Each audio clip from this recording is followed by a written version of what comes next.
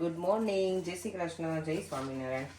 આજે મોર્નિંગમાં મારા ઘરે પહેલી વખત હું બનાવું છું ઉપમા. ઉપમા મેં ખાધેલો છે ઘણી વખત, પણ હું બનાવવું ઓછું પ્રિફર કરું.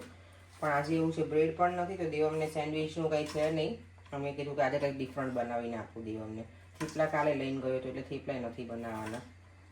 જો તો એના માટે હું ઓનિયન કટ કરું છું. અહીંયા સોજી મેં શેકાવા મૂકી દીધી છે. આમાં અમે લોકો ગયા હતા ને મારી ફ્રેન્ડના ઘરે, ત્યારે એને બટેકાઈ નાખ્યા હતા. પણ હું ઉપમામાં બટેકા નથી નાખી, ખાલી ઓનિયન નાખું.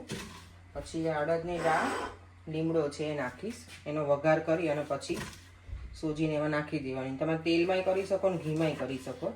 હું આને ઉપમા તો ઓછો કહું, આને વઘારેલો શીર જ કહું. નોર્મલી ખાઉં ને ત્યારે એમ.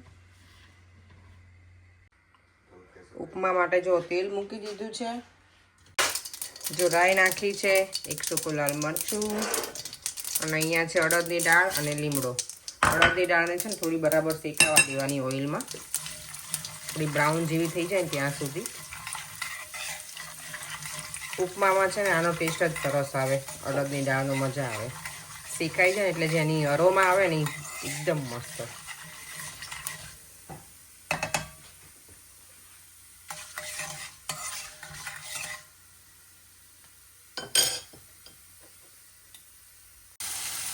અડદની દાળ જો થોડી બ્રાઉન આવી થઈ ગઈ ને પછી મેં ઓનિયન નાખી દીધી છે. હવે આ થોડી વાર શેકાવા દઈશ. અને અહીંયા મેં સૂજીને પહેલાંથી જ શેકી લીધી છે.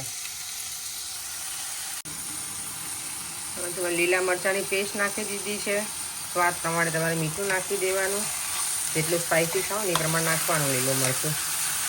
બસ હવે આમાં હું આ શેકેલી સૂજી પણ એડ કરી દઉં છું.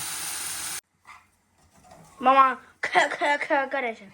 આમાં મેં ઓલમોસ્ટ બધું એડ કરી દીધું છે. મરચાં સ્પાઇસી છે ને એટલે ખો થાય છે. હવે આમાં ગરમ પાણી કર્યું છે ને કેટલું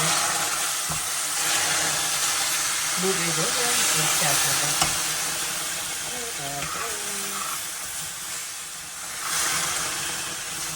થોડું બધું પાણી એડ કરતા જવાનું અને મિક્સ કરતા જવાનું, એટલે પેલું ગઠ્ઠા થઈ જાય ને એવું ના થાય.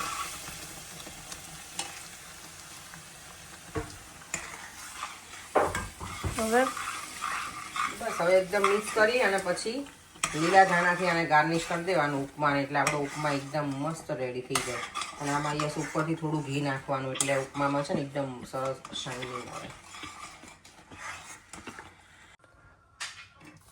ઉપમા એકદમ સરસ હવે કૂક થઈ ગયો છે.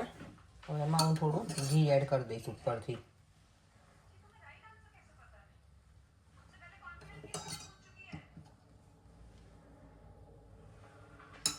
અને લીલા ધાણા, એટલે આપણો ઉપમા એકદમ સરસ રેડી.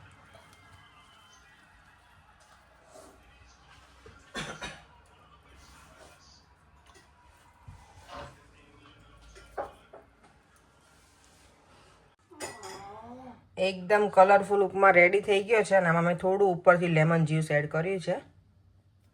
જે છોકરીઓના છે ને જયા પાર્વતીના વ્રત પણ શરૂ થઈ ગયા છે. અમે લોકો રહેતા ને જ્યારે વ્રત કરતા, બાપુનગરમાં રહેતા, એટલે સ્ટેડિયમ અને અંબરનો બગીચો એ બહુ જ જતા. સાડી પહેરીને જઈએ, છેલ્લા દિવસે મગ ને એવું ફણગાઈ દઈએ મમ્મીની લોકો. મને લાગે જયા પાર્વતીમાં કે પેલું કરતા વ્રત, એમાં ગૌરવ કરતા, એમાં એ બહુ યાદ નથી રહ્યું હવે, પણ મજા આવતી. હવે છે ને છોકરીઓ બધું કરે વ્રત ને એવું, પણ જે અમે પૂજા કરતા ને પેલું ખેતર બનાવીને પછી એમાં અબીલ, ગુલાલ ને કંકુ ને ચોખા ને એવું બધું મૂકીને, એમાંય હવે પાછું નવું આવી ગયું છે. હવે બધા એવું નથી કરતા, અલગ અલગ રીતે બધા કરે, પોતપોતાની રીતે સગવડિયા ધર્મ પ્રમાણે.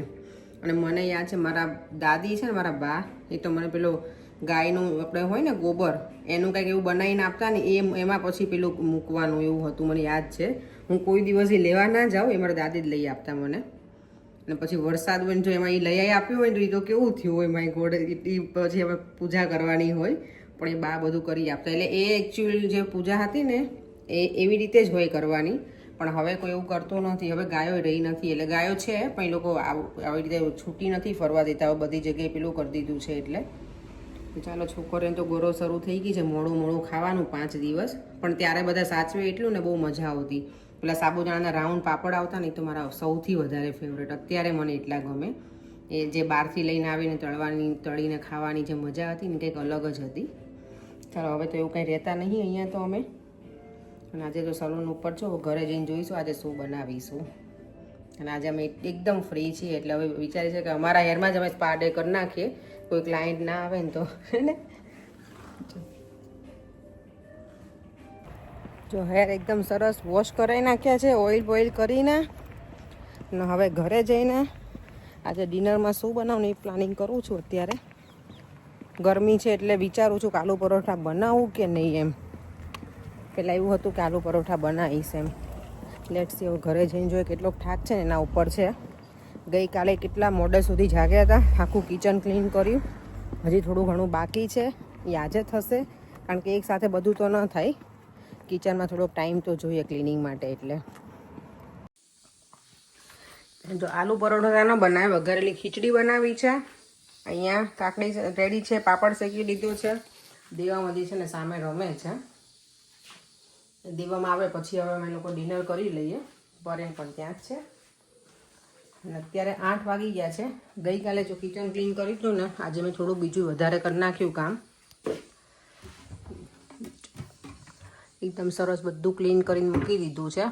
આઈ હોપ કે હવે થોડુંક રહે, થોડાક દિવસ સારું તો સારું. મારા ખાના છે ને એટલા પેલા છે ને કે આમાં કોઈ મોટી બોટલો હું અંદર નથી મૂકી શકતી, એટલે આટલું નાનું નાનું જ રાખવું પડે બધું. જો ને અહીંયા આવી તો ફ્લાવર પોટ મૂક્યા છે. લેટ સી પણ થોડાક દિવસ તો છે ને બધું અહીંયા પેક થવા લાગે છે. કંઈક વસ્તુ હોય ત્યાં મૂકી દઈએ.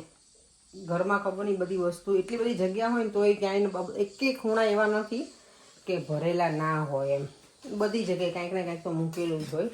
અને જો મારા પ્લાન્ટની તુલસીમાંની અપડેટ આપી દઉં તો આ રીતનું છે. આજે મેં થોડું પાણી આપ્યું હતું આજે બધા પ્લાન્ટને. અને આ જો સરસ ગ્રો થાય છે. કેટલા બધા રોપ આવશે જો એકમાં. આઈ હોપ કે મોટા મોટા થઈ જાય તુલસીમાં વખતે. અને મની પ્લાન્ટ છે ને એને મેં આ પોટમાં રાખી દીધું છે, જેમાં રૂટ્સ તો આવ્યા છે. લેટ સી હવે લાંબો થાય ને તો પછી મને આ વખતે પાણીમાં જ ગ્રો કરવો છે. અને આવી રીતે પ્લાન્ટ પેલોમાં નથી, પોટમાં નથી મૂકવું. આવી રીતે કંઈક આવો પોટ લઈ આવીશ, એટલે માટીમાં નહીં એમ સોઇલમાં નાખી નહીં. અને પછી એના પાણીમાં જેટલા સરસ રૂટ્સ થાય ને તેવું પ્લાન કરું છું. લેટ સી એવું થાય છે. અને યસ, ગઈકાલના વિડીયોમાં અમે જે વાસ્તુ પૂજનમાં ગયા હતા એમાં બધાએ કોમેન્ટ કરી કે સાડી સરસ હતી, તમે સરસ લાગતા હતા. તો થેન્ક યુ સો મચ બધાને. અને ગઈકાલે બીજો વિડીયો જેવો અપડેટ કર્યો છે એમાં પણ કોમેન્ટ છે બર્થડે પાર્ટીમાં કે એમનું ઘર બહુ સરસ છે. તેમનું ઘર ખરેખર બહુ નાઇસ છે. મને એક વસ્તુ એટલી ગમી છે ને એમના ઘરે. એમને મેં કીધું તમારા ઘરે આવજો અને મને કહેજો કે મારા ઘરમાં મને શું ઇન્ટિરિયર કરવું જોઈએ, તો કે હું આવીશ એમ. ચાલો તો હવે જમી લઈએ અને પછી કંઈક થોડું ઘણું કામ કરીશું. ફ્રીજ ક્લીન કરવાનું છે તે કરી લઈશ. આ લોકો જો છોકરા એવરી ડે અહીંયા ક્રિકેટ રમતા હોય છે મારા. ચલો દેવામ, ચલો બેટા હવે ડિનર ટાઈમ થઈ ગયો છે. ઓકે તો કરી લે, જાઓ. દેવમને જો લેવા એની કે મારી બેટિંગ આવે ને મમ્મા ત્યારે જ મને બોલાવવા આવે. એટલે સારું ચલો રમી લો થોડી વાર વધારે. અરે વાહ, કિચન એકદમ સરસ ક્લીન થઈ ગયું. અને અત્યારે ફ્રીજ પણ સરસ કરી નાખ્યું જો પાછું એકદમ મસ્ત ગોઠવી દીધું છે. ઓ માય ગોડ, આ ભૂલમાંથી દહીં આમાં ફ્રીઝરમાં કોણે મૂકી દીધું? સારું કર્યું મેં ખોલી તો. જો બંને ખાના સરસ ગોઠવી દીધા છે. ફ્રીજ એકદમ ખાલી થઈ ગયું છે. પાછું ભરવાનો ટાઈમ થઈ ગયો છે ફ્રીજને. પર્યાંક મારા માટે સરસ છે. Thank you. જો 2 આઈસ્ક્રીમ હે ને, ડબલ કલર. ઓમ તને સ્ટ્રોબેરી. ઓમ મને આજે કોઈ વિડીયોમાં પૂછ્યું હતું કે તો ઓમ વચ્ચે ક્યાં જતો રહ્યો? તો ઓમ બીજે રહેવા ગયો તો પણ પછી એને અમારી જ યાદ આવી, તમારી પાસે પાછો આવતો રહ્યો. એને અમારા વગર ગમતું નહોતું ઓમને, એટલે અહીંયા પાછો આવતો રહ્યો નહીં ઓમ. તો પછી ઓમને એટલે આજે અમારે તુષાર અંદરથી બોલે છે. ઓમને બોલ ને. ઘરે 2 છોકરાઓ રહેવા ચાલુ કરી દીધું. અમારા તુષાર છે ને એ સ્પેશિયાલિસ્ટ છે કોર્નના. કોઈને ઓર્ડર આપવા હોય તો આપજો. Thank you. જો આ ચોકલેટ વાળો આઈસ્ક્રીમ છે, સ્ટ્રોબેરી અને વેનીલા. એક જ કોનમાં 3 ફ્લેવર છે. દેવમ તો સૂઈ ગયો છે.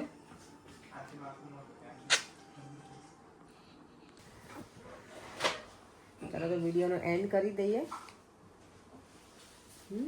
Good night. જય શ્રી કૃષ્ણ, જય સ્વામિનારાયણ, જય માતાજી. ચાલો તો ફરીથી મળીશું કાલે નવા વિડીયો સાથે. Bye bye. જય શ્રી કૃષ્ણ, જય સ્વામિનારાયણ. જો વિડીયો ગમ્યો હોય તો લાઈક, શેર અને મારી યુટ્યુબ ચેનલને સબસ્ક્રાઈબ કરવાનું ના ભૂલતા. બાય.